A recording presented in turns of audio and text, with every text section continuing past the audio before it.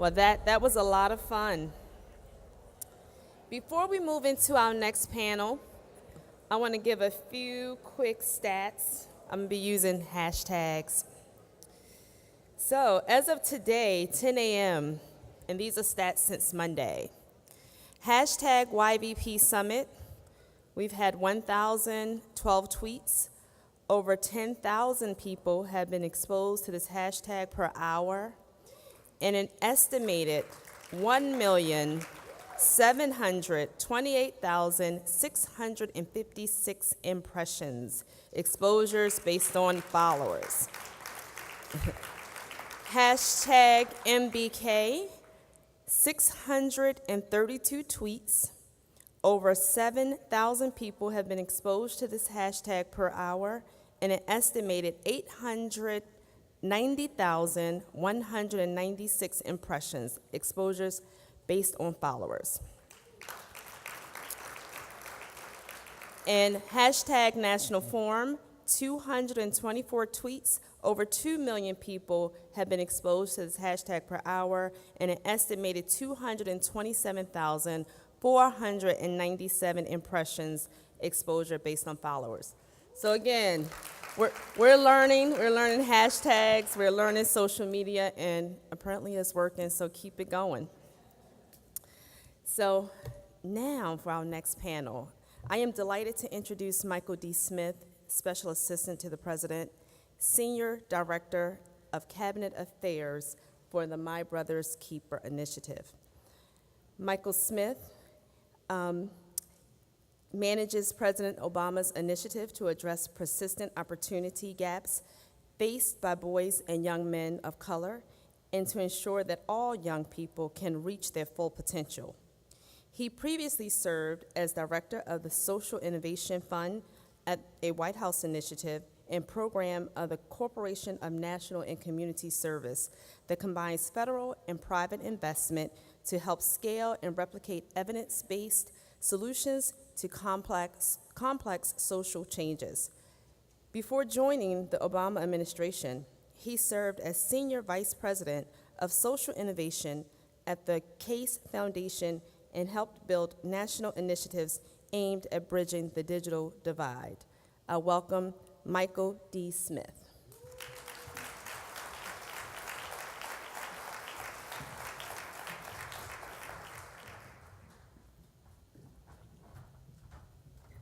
Hello. Good morning, everybody. How you feeling? You feeling all right? Are you fired up? Are you ready to go?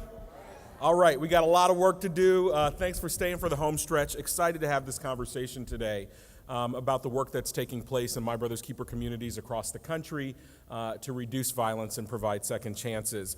I really want to start off by saying thank you to the dynamic, brilliant Carol Mason, Assistant Attorney General, who leads this work across 22 federal agencies and White House offices that are working on reducing violence and providing a second chance. She has been just such an incredible partner and supporter. These lights are bright, I can't see. Oh, there you are. You know those people that you know you're going to walk into a room with and you smile just thinking about having the chance to work with? That's Carol. She's as kind as she is brilliant. And not only leading this work, but she just put together a team that is like-minded and like-valued. With Ed Chung and Brent Cohen, who helped to lead that work on a daily basis, and Theron and Silas, just the best kind of people who work tirelessly and passionately every day on behalf of you and on behalf of our kids, without ego and just trying to get the job done. So we are so grateful for the work that they've done.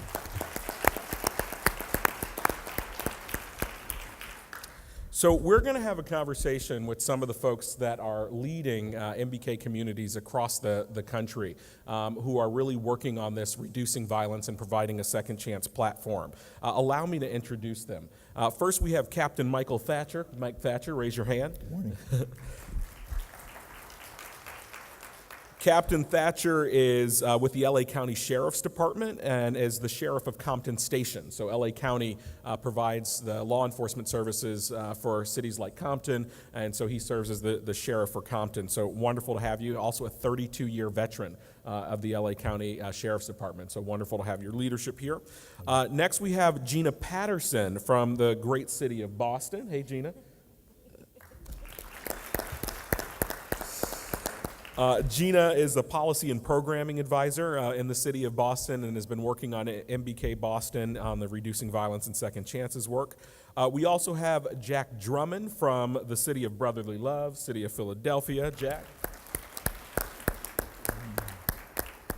Jack is the director of the Office of Black Male Engagement for the city of Philadelphia, an incredible office that the city found important to have someone leading, and also in that role leads the My Brother's Keeper efforts. Happy to have Jack with us today.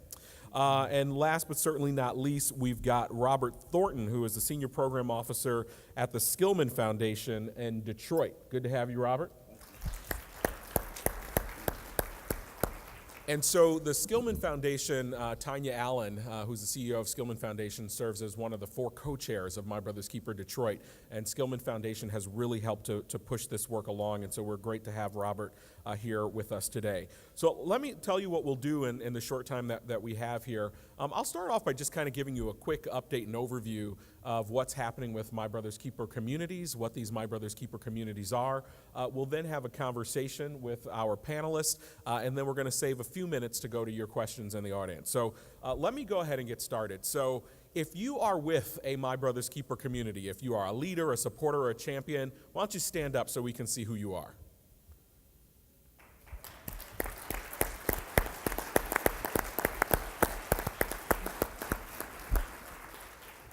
As Broderick mentioned on Monday, there are now nearly 250 My Brother's Keeper communities in all 50 states, DC, Puerto Rico, and 19 tribal nations.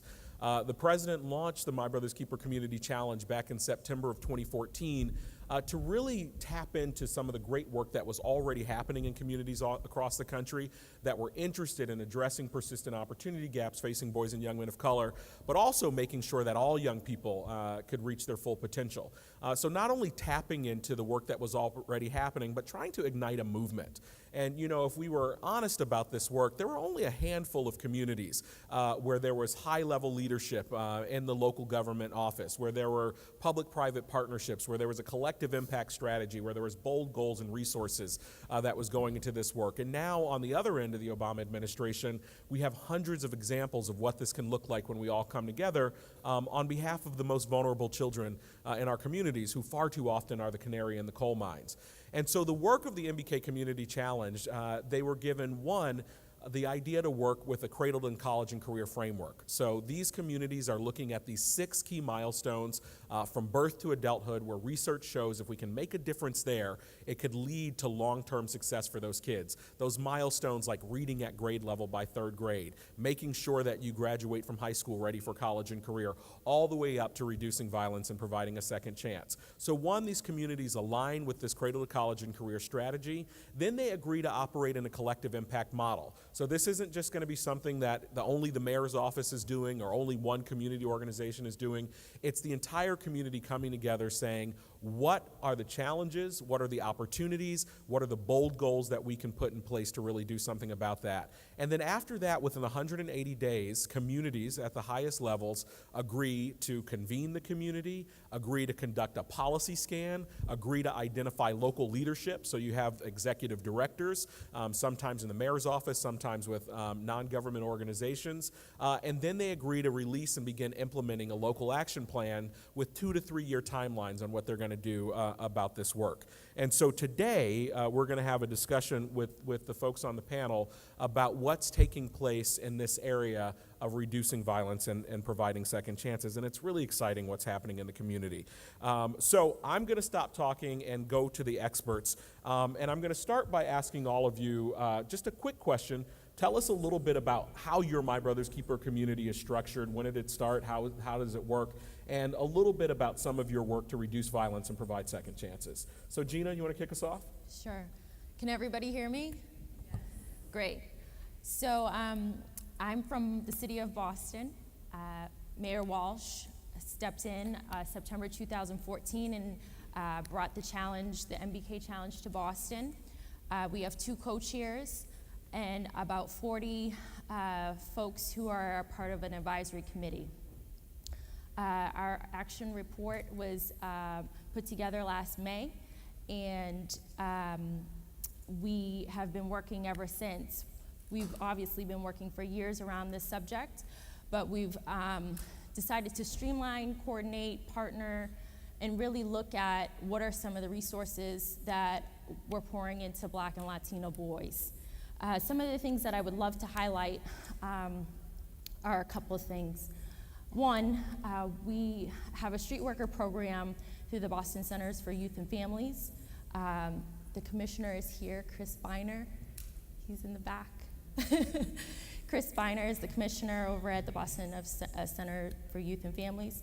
And we have about 45 youth street workers working with our kids every day.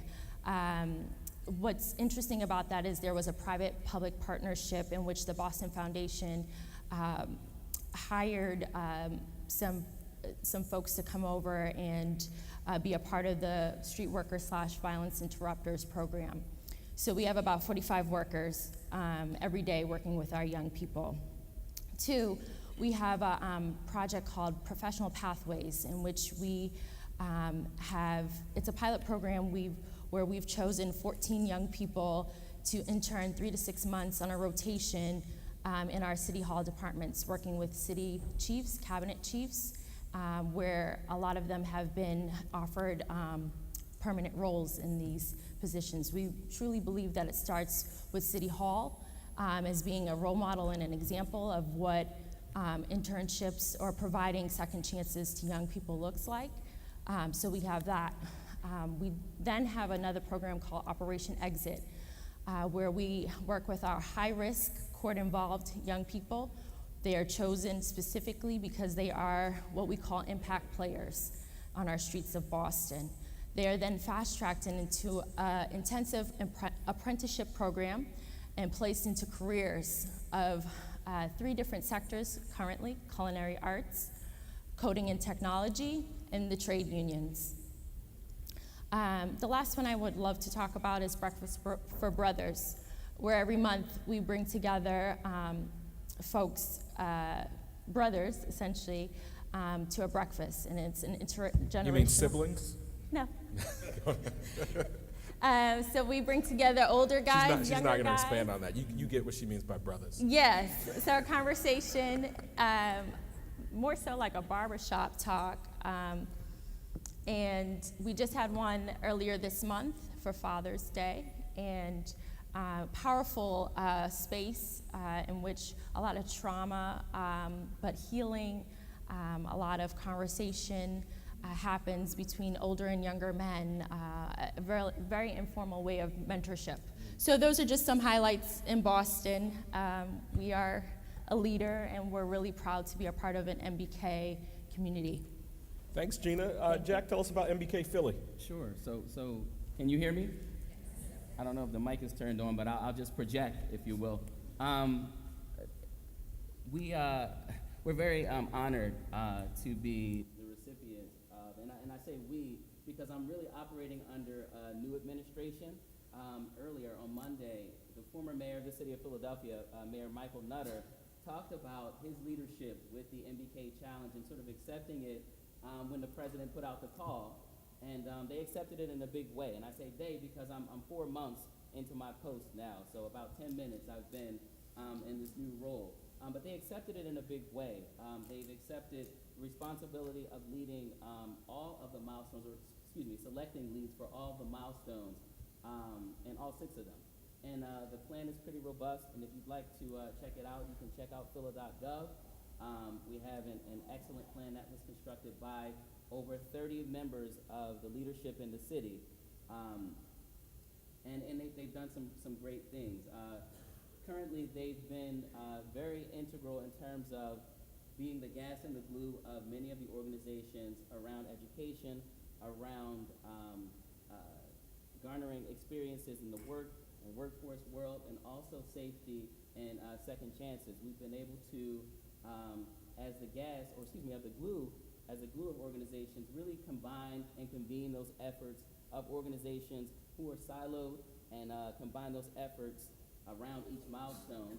And as the GAS, we are very effective within the couple of years that we've accepted the challenge in creating or sort of mobilizing funding for those particular groups, really accelerating the pace of their work, and also helping to build capacity within the groups. Now, as it regards this specific 6th milestone, which revolves around safety and seeing that our youth are safe and giving them second chances, we've really focused our efforts, and one of the things that we've highlighted in our progress report is focusing our efforts in our 22nd Police District, which is one of the largest districts and one of the most crime-ridden districts in the city of Philadelphia. That actually happens in the northern part of Philadelphia. We received a grant from the Department of Justice, OJJDP, and it was almost $3 million. Through the leadership of our Youth Violence Prevention Collaborative, we were able to successfully partner with the U.S. Attorney's Office, with the School District of Philadelphia and their representative programs, with several entities around the city, and effectively do some work that specifically led to, that specifically wrapped around this idea of helping youth be safe from violence. What we're currently working on now is creating more sustainable data efforts with our data dashboard, and so we're very excited to be here and represent our plan in Philadelphia. Thanks, Jack. It's so funny. So I know people are watching the live stream because my colleague Rosella Davis from the Department of Education just texted me that I should stop teasing Gina about brothers. So sorry about that, Rosella.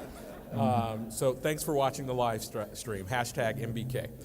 Let's go to Captain Thatcher. So My Brother's Keeper is made up of cities, towns, counties, and tribal nations. And so Captain Thatcher actually sits in Compton, which is one of 6 cities that are a part of an LA County-wide planning effort as well. So Captain Thatcher, why don't you tell us a little bit about Compton, LA County, and the work that's taking place there? Sure, absolutely. Good morning. If you'd allow me to indulge myself just for a minute, I want to really tell all of you I'm humbled by this experience, both being here and sitting on this stage, as opposed to standing like so many people that have been here before of such prominence. I never would have pictured myself in this position here, and I am truly grateful for that opportunity. Thank you. Just a little bit about Compton. There's a lot in common with I think you'll find that we speak about here with regards to programs in the city, but I kind of want to give you an idea what Compton's about. Compton's a city of about 100,000 people. It's made up primarily of Hispanic. It's about 2/3 Hispanic. It's about 1/3 Black. It's very diverse. It's a very challenged community, without a doubt. We've become quite notorious, I think, for a city of only 100,000 people, not just on the national stage, but on the international stage. And despite those challenges that the city faces, it's a community of fantastic people. They're very much challenged, as I said. They don't strive to be just good. The people in the community of Compton strive to be great. And this is certainly an opportunity for Compton, as well as some of the neighboring cities that Michael alluded to participate, to learn, and to experience in so many different roles. The mayor of Compton, Asia Brown, is at the forefront of My Brother's Keeper program coming to the city of Compton. For those that don't know, Mayor Brown is very progressive, very energetic, very dynamic. I thought I had a lot of ideas coming into work in the city of Compton, which I'm new at as kind of in the same boat as Jack. I've been in Compton now I'm just finishing up my 3rd month. I thought I had a lot of ideas when I came to work in Compton for helping the community and doing the greater good. The mayor and even the members of the city council to assist the mayor have come up with so many ideas that they truly have more than I do, and that came to a quick realization for me.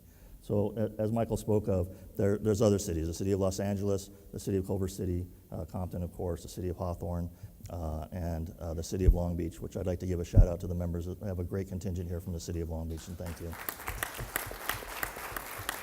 So I'm certain as we move forward, I don't want to take too much time with this first question, but as we move forward, we'll get into some more of the programs and some of the opportunities. I would actually love, one of my favorites has been the Compton Empowered program, and so maybe you could talk about that a little bit. Sure, I was going to talk, that'll get into point 6 as the second part of your question. Thank you for that. Compton Empowered, the mayor initiated and accepted the challenge in November of 2014. Just prior to that, in June of 2014, she assembled 75 men and women, excuse me, in the community. A great many of them were gang members or ex-gang members. She sat with those people and had a very, very phenomenal dialogue in a circle, and that became Compton Empowered. Those young men and women that were in that circle were asked about the issues that they have in the community with regards to law enforcement. As a result of that, they made a vow to help the mayor keep the community safe, to allow for the opportunity for a one-on-one interaction between the gangs that they were potentially from or other gangs that they could communicate with. They promised to help the youth in the sense that they would reflect and spend time during that one-on-one sessions of the transgressions of their past and the issues that they were faced with and how they've dealt with those issues. They also pledged to the community to help keep our parks clean and safe and allow the families to use those parks. So Compton Empowered, it was, I think, initially a very much thinking outside of the box approach for the mayor to sit with 75 individuals to come up with a plan. That's an ongoing plan. That's something that still continues to this day out of City Hall, and it's as I said, a phenomenal idea and a phenomenal plan for us. Yeah, really great leadership. CNN Money actually just did a series on some of our My Brother's Keeper communities with op-eds from some of the mayors that are leading the My Brother's Keeper community efforts, including Mayor Brown. And so you can actually go to CNN Money, Google CNN Money, My Brother's Keeper series, and read a little bit more about this program and some of the other great work. Let's go to Robert Thornton and hear a little bit more about MBK Detroit. I was just in Detroit on Monday. And not only is MBK Detroit one of our leading My Brother's Keeper communities, but there is now a Michigan Alliance for My Brother's Keeper. And I sat in a room about half this size where mayors, local leaders, young people from across the entire state of Michigan are now organizing around this incredible work, in large part due to your leadership, in large part due to the leadership of the Corporation for National Community Service, which has given AmeriCorps Vista members to all of these MBK communities, which is another great resource for all of you to think about. But Robert, would love to just hear a little bit more about how MBK Detroit is set up and the work that you're doing in this area. Certainly, Michael. And can you all hear me? Hello? Hello. It's a little Hello? taller on the top. Try now. Hello? We got. Thank you. You got to pray for me. I'm a little remedial. Like Chief Thatcher, first, Michael, let me thank you for this opportunity to share the Detroit story. We're grateful for it and humbled by it. We started our MBK work in 2014, and then we completed our action planning process in 2015. I think since that time, MBK Detroit has become a significant player in the city of Detroit and has helped to galvanize a number of different scattered efforts, if you will, within the boys and men of color space. Our work is citywide, as you indicated earlier, is guided by 4 co-chairs. In addition to that, we have a diverse and a very active steering committee that's comprised of residents, of key community stakeholders, and yes, young people, the end users, because this work is about them. They all work collectively together to guide and to oversee the implementation and to monitor accountability. In the city, our overall goal for the MBK Detroit is to ensure that all young men of color can connect to and thrive in Detroit's new economy. We are in the process of rebecoming. There's a lot of investment taking place in that city, and we want to make sure that the young men who live in that city are a part of that renaissance. Since our launch, we've had more than 100 leaders from civic, corporate, philanthropic, and the nonprofit communities come together. They set 5 ambitious goals. Those goals are supported by 13 different recommendations, and as a result of that, I think we've had several accomplishments, and let me just share a couple of them. We have the appointment of a director of youth services within the mayor's office, who is the leader for that work. We have established a very strong partnership with the Campaign for Black Male Achievement, and they're doing a number of different things. We just recently launched a $500,000 innovation challenge that invests in ideas for improving outcomes for boys and men of color. In addition to that, the Campaign for Black Male Achievement is working very closely through their social innovation program to build capacity not only with individuals but organizations who are working within the boys of color space.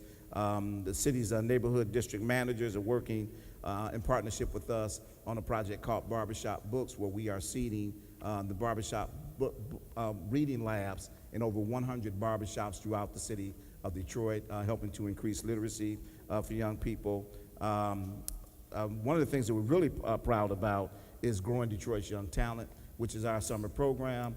Last year, led under the mayor's leadership, we did 5,000 jobs. This year, we're going to do a little over 8,000 jobs, and next year, our goal is to get to 10,000 jobs. Very excited about how that has come, the capacity that is building within the city, and how it's building partnerships within the public and private sectors to move this work forward. So there are a number of different major initiatives that are taking place. I think the greatest strength in this is how My Brother's Keeper has helped us to align the work that's been happening in the city. We've come together in a collaborative manner, and particularly around community safety. Community safety is a major priority for the foundation, but it's a major priority for our city. And like Gina in Boston, we have a very robust ceasefire platform. And one of the areas that program is really targeted is an area in the 9th precinct in the Osborne community, which has been our #1 community for high-level community violence for a number of years. Over the course year, because of our ceasefire platform and the partners working within it, we have had a 52% reduction in violent crime in that community. I think that's commendable. Y'all have to give it a And I want to, if I can just take a moment, I just want to acknowledge the presence of the Detroit community that's here today, and I want to point out two people. One is Annie Ellington, who is currently employed with the Justice Department, but prior to that was our ceasefire director in the city of Detroit and led this work for a very long time. And then Cheryl Jones, who is the current ceasefire director, is also here with us. I just wanted to do a little shout out for them.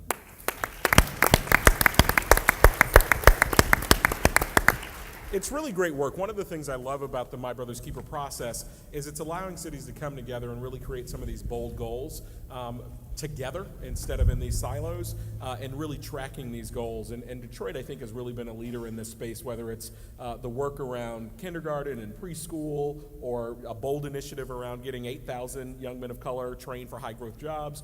It's really been a remarkable platform. The other thing I have to say about Robert, he's going to hate me for this, but if you guys are looking for something to Google, Skillman Foundation released their own Running Man Challenge, and you want to see Robert in this video. So just Google Skillman Running Man Challenge. He's an esteemed scholar, practitioner, but he's got quite the good Running Man Challenge going on there.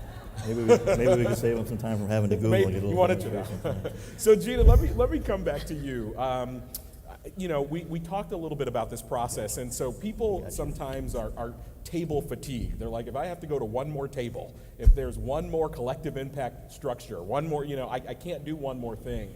And so My Brother's Keeper wasn't designed to be another table or another initiative. It was supposed to be a place to come together. So maybe you could talk a little bit about how the My Brother's Keeper planning process and structure has been helpful to the efforts in Boston.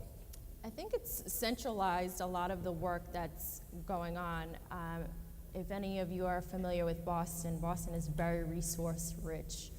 We have the opportunity to really fund our young people. So it's really brought some folks to the table that haven't traditionally been there, but there are some folks who have been traditionally there. So it's been able to open doors for new innovative ideas, really look at our different sectors, really press forward in terms of where are we moving next, how are we housing our young kids, how are we employing our young kids, how are we educating our young kids, how are we keeping our young kids safe. So it's been a really great process, but we're also not trying to reinvent the wheel. We recognize that folks have been doing this work forever, and we have to give them props where props are due. But it's really about coming together and collaborating and moving the ball. Yeah. Thanks. Does anyone else want to weigh in on that question? I would. It's the playbook, right? I mean, it lays it out, and it makes certain that there's continuity there. And when for me, when I have that continuity and that structure and everything there, it allows me to do other things. It allows me to dream of other opportunities potentially that could exist. Field of Dreams, a baseball movie, if you're familiar with it. If you build it, they will come, right? So Compton tends to be a city to which nobody really comes to. You know, a lot of people leave Compton. There's no draws. Southern California area, we have Disneyland and sports events and all these kinds of things.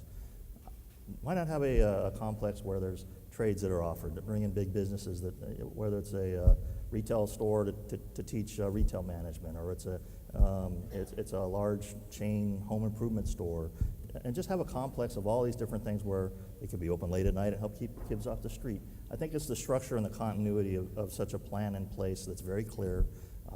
It makes sure that the goals are understood and that the process by which those goals are to be achieved is there for everyone to see. And it allows for transparency, obviously, and then it again allows us to step outside of the box a little bit, I think, in our thinking as we move forward and make improvements. Yeah, I think one thing to take into consideration is the intentionality behind the My Brother's Keeper task reports focus area recommendations. One of the focus area recommendations was kind of discussed earlier about looking at some of the problems that we have around violence in our respective cities, and looking at them as a public health issue. And I think that there are several organizations and groups and programs that have been helpful for that. And I'd like to highlight at least one, and that's the Healing Hurt People group out of the Drexel University. And I don't know, I think that they were here. If you are here, please stand up or raise your hand. They were here. Okay. Oh, well, glad to be here, right. So that particular group and groups like that took an intentional effort to look at the populations that have been injured and do something about it. Other groups that focus on creative ways of making people aware and educated around mental health crises and mental health issues, I think are to be highlighted as well. But really the intentionality behind placing it in the structure of MBK. That's helpful. And for those of you that are in communities that have My Brother's Keeper efforts and maybe you don't know how to plug into them, if you go to whitehouse.gov/MBK, there's a map, there's contact information for all the local leaders. Also, if you're in a community that wants to get it started, there's instructions on that site on how you can get it started.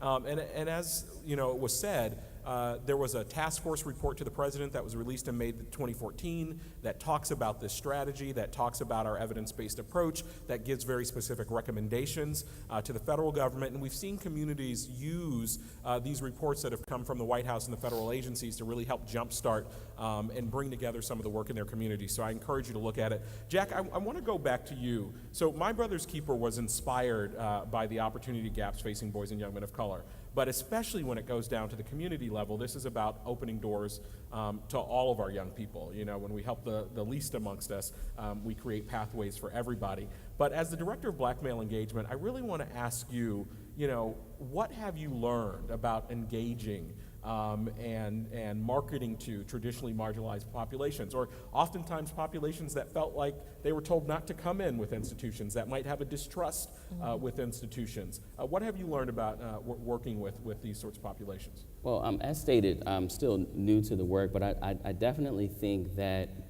looking at it from an all-inclusive perspective, I know that the first 4 milestones of the My Brother's Keeper initiative really revolve around education. And our new mayor, Mayor Jim Kenney, is really committed to seeing that students are prepared for schools. There's no doubt in our minds that men and boys of color can read, write, think, compute, and apply at levels at which are competitive globally. But if we really take a good look at our systems that are incorporated in, and not just educational systems, the K-12 world and higher ed, really looking at informal aspects of education as well. So I think that this initiative in My Brother's Keeper really allows us to have a full conversation, and the conversations that aren't necessarily had. I think that when we look at gun violence, quite often we react based on a deficits model, and this is because this is what governments, what community agencies and organizations are used to doing quite often. And what I mean by reacting from a deficits perspective is that we look at a problem and we kind of wrap ourselves around the problem. We look at gun violence, we look at ways to decrease, the amounts of guns. We look at, ways to collect guns from the streets and that sort of thing. But I think with the My Brother's Keeper initiative, we have to have the full conversation. And one of those conversations is, looking at the flip side, because in my estimation, balance is power. So you have to really kind of bring in those components. How did the guns get in our communities? How are they distributed? How are they manufactured? And that sort of thing. So it really affords us the opportunity to have a complete conversation. So to answer your question, I think the intentionality behind really making it an all-inclusive effort, looking at not only education and some of the other factors that come into play when dealing with men and boys of color, as well as the workforce and that sort of thing, and safety initiatives, it affords us the opportunity to have a complete conversation. That's really great. And one of the things that I think Philly has done so well, even when Mayor Nutter was still in office, was an intentionality about bringing young people in. So whether it was ongoing events, whether it was conversations, or in Boston, not having lip service to leadership, but having an authentic 40-person task force that has real young people that are a part of meaningful leadership decisions. And so I think that's been another really important way to make sure that we're kind of breaking that cycle and telling young people we want you to be involved and you're at the table. So Captain Thatcher, kind of building on that question, tell us a little bit about this idea of youth and law enforcement partnerships, which we've been talking about, and how you've seen that work, and how do you build trust when traditionally there might not have been trust between those two sides? I'll answer the last part first. Building trust is the young people that were here prior to us coming on the stage. I mean, that was a huge eye-opening experience, I think, for not only me, but I would like it to be an experience for the ground level law enforcement people that are out there working on the street. This is obviously something that communication is huge. It's the most important thing that takes place. And we in law enforcement have had a tendency, I think, to be very sheltered and isolated. We're not comfortable sharing our personal lives, at least in the past. But presentations that I've seen that bring that out to the forefront and allow people to see, especially young people, we are vulnerable. We're sensitive people that are vulnerable in certain situations, and we're affected by life experiences, most certainly gun violence and a lot of the other violence that is seen. And kind of getting to what Jack had said, history is the greatest teacher in the world. Mm-hmm. And one thing that we have seen in Compton, as I'm sure you've seen in other communities, is that divide between people that have a lot of history to share with younger people and being able to talk with them and share the adversities that they faced in life or their life experiences, how they've been, breaking down the barriers, telling stories, sharing experiences, and then vice versa. Sometimes the older people are reluctant to listen to the younger people. And MBK and the program that, as it's set now and as some of the programs that we have in place, you get older members of law enforcement and younger members in the community, and you bring them together and you're breaking all of that down, right? So I think that to kind of piggyback the nature of your question and to answer it, the biggest thing is communication between law enforcement and the youth, showing who we are, showing what we're all about, and allowing for that free flow of understanding. And I think that breaks down a huge barrier between the youth and the law enforcement community. Mike, if I can weigh in on that question, I think also, when you ask that question, how do you build trust between people where there have been adversarial relationships? I think you do it one person, one day at a time. Mm-hmm. And one of the other things that we have found, and I think it's working for us, is that we acknowledge that people who work in this space needed to have a cultural competence about working in this space. I used to do gang work many years ago, but that season has passed. I'm not that guy anymore, but we know who the guys are. And so in Detroit, we have been very blessed to have a set of outreach workers, interrupters, whatever you want to call them, who understand the culture of the gangs in the community. They're not scared of them. They love them, so they go into the community. They outreach to them. They provide them not only with case management services and protection, but love, and they meet their needs. They meet them where they are. And now as a result of that, we've been able to arrest or retire a number of those young men from gangs. They're working very closely with us. They are the community voice now. And that's what it's going to take to change this paradigm. One other thing I want to say that I think is very important, thank you, is that, and I think a lot of times we forget about this, what the My Brother's Keeper platform did, and the president's strong voice, it gave cover to people who really wanted to do some things but were afraid to get involved in the conversation. Because at the end of the day, as Jack said, this is a conversation about race. And it's a conversation we did not want to have. We did not want to talk about a population that was disinvested and disenfranchised. And now, once the president says it's all right to talk about it, it's all right to talk about it. So we have now we have a lot of unusual suspects engaged in this conversation and engaged in this space, and people from the corporate community who've been looking for ways to get involved and looking for ways to support. Now they have pathways to do that, and they're being very intentional about it. And this is the last comment that I'll make about that. You know, I think one thing that's also commendable and sort of praiseworthy about what the new administration is doing is really making it, in terms of building trust among community and really kind of serving as a liaison, is really making it a part of our framework. We've designed a new office called the Office of Public Engagement, where at the helm of that office, we're led by Dr. Ahmed, who is the deputy mayor of public engagement. And really, one of our main focus, or foci, if you will, because we have several, really revolves around building an infrastructure of trust between community and government. So if we intentionally make that a part of our government, then I think that we're apt to have more effective and efficient outcomes. Thank you, Jack. So I actually want to go to your questions. We have we have time for 2 questions. I'm trying to catch my signals there. So if folks have questions, do they just stand up at their tables? If you have questions, just stand up. Oh, sorry, can't see you.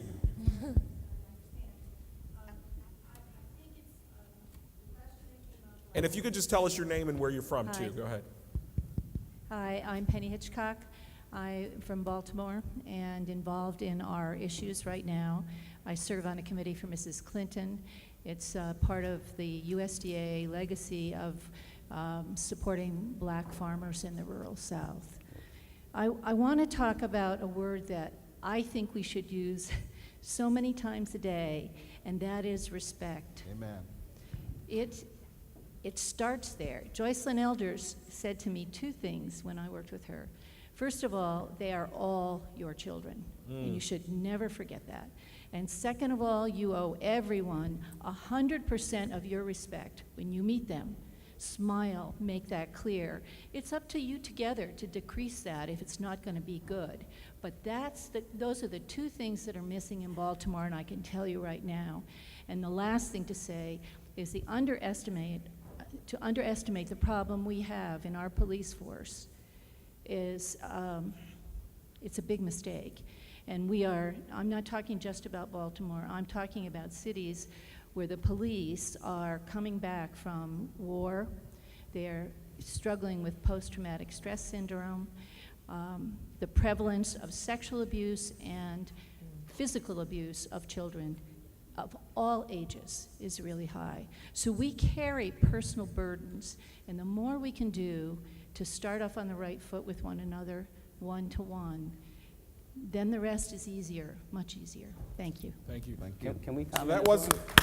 Can we comment about that? Yeah, it wasn't a question, but you can comment to the comment. In reference to the statement, the comment, really thank you for sharing that. And you hit the nail on the head when you talk about sort of this idea of respect. And living in a world where respect means different things to different people. You know, a sign of respect may be to smile, in some cultures. And in some cultures, a sign of respect may be to look away, right?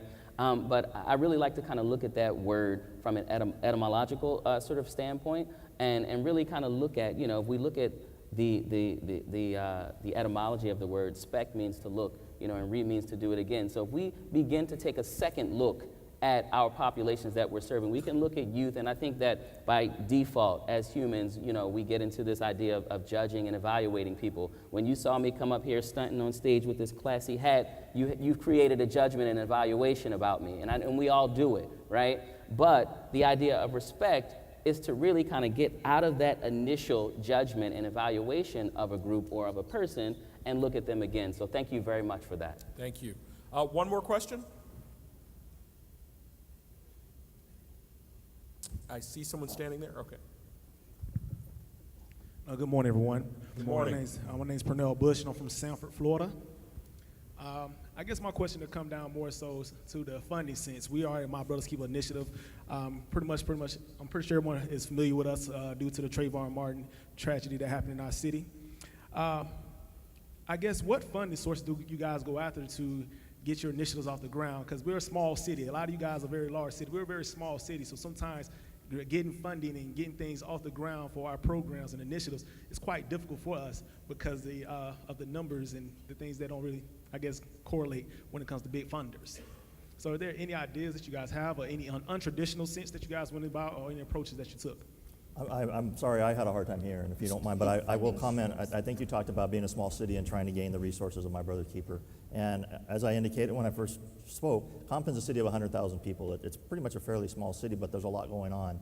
And I think part of having the right people in city government in place, such as Compton's fortunate enough to do with the mayor and the city council, but especially the mayor, is key. But also I think part of what the sell for our city, I'm not familiar with where you're from, but for our city is that we can realize results pretty quickly, or we can at least monitor what's taking place because we are a smaller city of 100,000. We can impact people and serve as a model for those larger cities if given in the right context when it's brought to the forefront and you come up with looking at accepting the challenge. So we're a foundation in the city of Detroit, and so we have some resources, and we understand that, and so we have used those resources to seed a number of different things in this work. We've used it to build out an infrastructure early on. We are paying for a lot of the early staffing and things that are needed to build the infrastructure out. We have also engaged a number of our foundation partners and are having conversations about having certain people lead certain aspects of the work, and that means fund certain aspects of the work.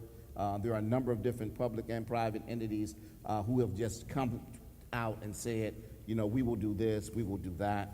And so we have a funders table that we have conversations at, and then at the same time, we are partnering with existing funding streams that already exist and trying to align the work under the MBK umbrella. Yeah, you know, I would add, I think for the My Brother's Keeper work, as I said, it's trying to be a table of tables, specifically looking at this boys and young men of color work. So a lot of times it's not even so much about funding a new program. So the first thing that you probably want to make sure you have funded is the actual ability to create tables, to manage tables. And so AmeriCorps is a great way to do that. I know in Philly there's a powerful AmeriCorps Vista that's been working on their team in cities across the country. And so, you know, reach out to your Corporation for National Community Service. We've done a couple reports coming out from My Brother's Keeper about the incredible private sector movement that's underway. There's an Executives Alliance on Boys and Young Men of Color, which Tanya Allen from Skillman Foundation co-chairs. There are 40 foundations that are working in that. Look at those foundations, reach out to them. Take a look at our report on some of our private sector partners, reach out to them. But we have seen a remarkable increase in the numbers of philanthropic organizations and private sector entities that are ready and willing to fund in this space. And actually even quite a bit of aligned work that's taking place in the federal government that's interested in this work as well. So it might take a little hustle sometime, but we are in a much better situation now than we were a few years ago for communities that are looking at this specific area. So I think with that, we're about out of time. I just want to close with a remark that the president made when we launched the My Brother's Keeper Alliance back in May of 2014. He was there, and he took some time at the end of his remarks to speak directly to the young people that were gathered. And he said, I want you to know that there's nothing, not a single thing that's more important to the future of America, more important to the future of America than whether or not you or young people like you can succeed. So you were right when you said this is about all of our children. We've got to make sure that we keep acting like our neighbors' kids are our kids, because we are all inextricably linked together on this ride, and we have to make sure that our kids know that they matter, know that they are loved, know that they care about, and then after that, we have to show love in action and making sure that we're creating clear pathways to opportunity and success for our kids, because they don't need us, we need them to succeed so that we can succeed. And so I want to thank you all for the incredible work that you do around the country every day, oftentimes without fanfare, without celebration, without enough resources to make sure that our young people can thrive. And I want to thank our panelists who are leading in remarkable ways for everything you do every day and for being with us today. Thank you. Thank you.